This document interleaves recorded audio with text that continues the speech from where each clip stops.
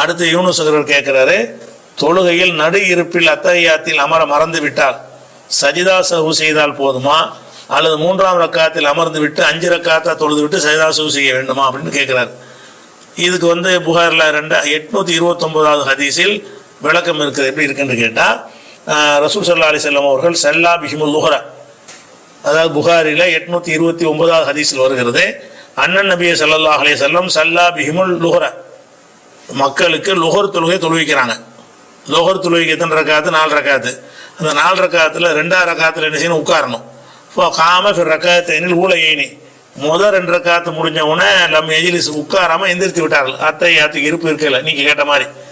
அப்போ இப்போ காமன் நாசு, மக்களும் எந்திரிச்சிட்டாங்க. ரசூலுல்லாஹ் உட்காராமல் எந்திரிச்ச உடனே மக்களும் எந்திரிச்சிட்டாங்க. ஹத்தா இதா கலசலா, தொழுகை தொழுது முடித்த உடனே ஒன்தவரன் நாசு தஸ்லீமஹு, ரசூலுல்லாஹ் சலாம் கொடுக்க போகிறாங்கன்ற மக்கள் காத்துக்கிட்டு இருக்காங்க. 4ஆவது ரக்காத்து உட்காந்துட்டாங்க. அத்தஹியாத்து முடிஞ்சிருச்சு. அத்தஹியாத்து ஓதி முடிச்சா அடுத்த வேலை என்ன? சலாம் கொடுக்குறதானே.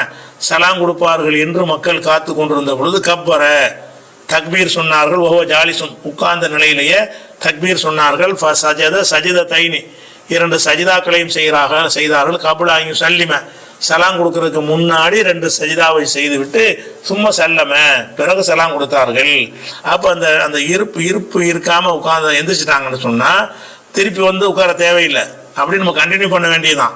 கண்டினியூ பண்ணிட்டு, ஏன்னா ரசூலுல்லாஹ் எந்திரிச்சிட்டாங்கல்ல, எந்திரிச்சவங்க திருப்பி கொண்டாந்து உட்காரல, எந்திரிச்சவொன்னே அப்படியே கண்டினியூவாக போயிட்டு இருக்கிறது. 4 ரக்காத்துக்கு சேர்ந்து ஒரு இருப்பு தான் இருக்கிறாங்க.